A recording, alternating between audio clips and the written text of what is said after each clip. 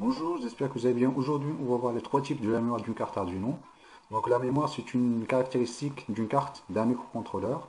Donc vous savez bien que la carte Arduino est munie d'un microcontrôleur 8 bits ou bien 32 bits en fonction du type de microcontrôleur. Donc la mémoire, c'est une caractéristique qui va définir, qui va limiter l'utilisation d'une carte Arduino. Donc on va se focaliser sur la carte, sur trois types de mémoire. Il y a la mémoire flash, la mémoire SRAM et la mémoire EEPROM. Donc premièrement, donc le mémoire, on mesure la capacité du mémoire en octets. Un octet, c'est 8 bits, donc 1 kilo-octet, c'est 2 à la puissance 10 octets, autrement dit 1024 octets. Un mégaoctet, c'est 2 à la puissance 20, c'est 1024 kilo-octets. Donc la première mémoire, c'est la mémoire flash. Donc la mémoire flash, c'est permet de stocker le programme. Lorsqu'on va compiler le programme, donc il va nous générer un fichier hexadécimal. Ce fichier hexadécimal il sera stocké dans la mémoire flash. Du coup, donc la mémoire flash va limiter la taille du programme. Donc l'avantage de la mémoire flash, donc il maintient le programme après la coupure de l'alimentation. Donc ça c'est normal. On le voit par exemple lorsqu'on débranche la carte Arduino, lorsqu'on rebranche la carte Arduino. Donc la carte elle commence à exécuter le programme. C'est-à-dire donc notre programme il est bien stocké dans la mémoire flash. Donc il y a également c'est une mémoire qui est rapide et longue. Donc on peut faire 1 million de cycles de lecture-écriture. C'est-à-dire on peut reprogrammer notre carte Arduino donc environ de 1 million de cycles. Donc il y a la mémoire SRAM, donc c'est une mémoire statique RAM. C'est une mémoire temporaire, c'est-à-dire elle stocke les données. On peut stocker les variables qui sont temporaires. C'est-à-dire lorsqu'on débranche l'alimentation, donc on perd la valeur du variable. Donc il limite l'utilisation de la carte Arduino. Donc la carte SRAM, donc c'est une carte qui est trop chère, donc elle est coûteuse.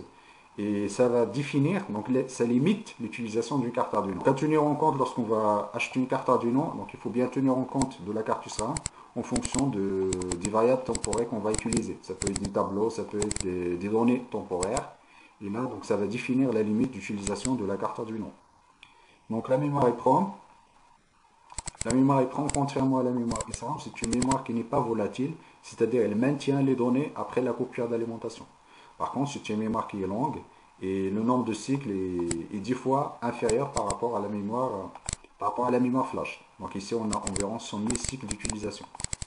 Donc par exemple, si vous avez 10 données, vous les stockez dans la mémoire et que vous voulez que ça reste après la coupure d'alimentation, donc il faut les stocker dans la mémoire EEPROM. Donc il ne faut pas mettre des variables qui sont volatiles, c'est-à-dire des variables temporaires. Donc ici, on va passer maintenant à des exemples de cartes Arduino. Ça peut être Arduino Micro, Uno, Nano, Duo ou bien Mega. Après, il y a la mémoire flash.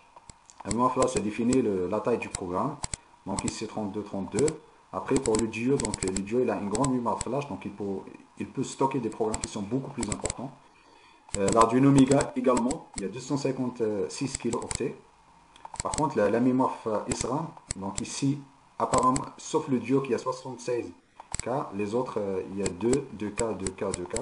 Donc là, l'Arduino Mega, il a 8. En revanche, la mémoire EEPROM, c'est une mémoire qui maintient le programme après la coupure d'alimentation. Donc ici, il y a là une valeur qui est très faible. Par exemple, si on va stocker des données qu'on a besoin que ça reste dans la mémoire, dans ce cas-là, donc on a une mémoire d'environ 1 kilo-octet C, 1 kilo-octet C, 1 kilo-octet C. Pour l'Arduino Mega, donc il a 4 kilo-octets. Donc l'Arduino Mega, il a des caractéristiques intéressantes. Si vous voulez faire des applications beaucoup plus intéressantes, je vous recommande d'utiliser la carte Arduino. Donc il a une carte flash qui est beaucoup intéressante, c'est la carte SRAM et la carte EEPROM. Donc également le nombre des entrées-sorties. Donc Arduino Mega, il a un nombre des entrées-sorties qui est beaucoup plus important. Donc il a environ 54 entrées-sorties. Donc contrairement à la carte micro qui a environ 20 entrées-sorties. On verra dans la suite de formation donc les autres caractéristiques, les entrées-sorties et les autres périphériques, à savoir les convertisseurs analogiques numériques, etc. Si vous avez des questions, n'hésitez pas à les mettre en commentaire. Je vous remercie de votre attention. À la prochaine.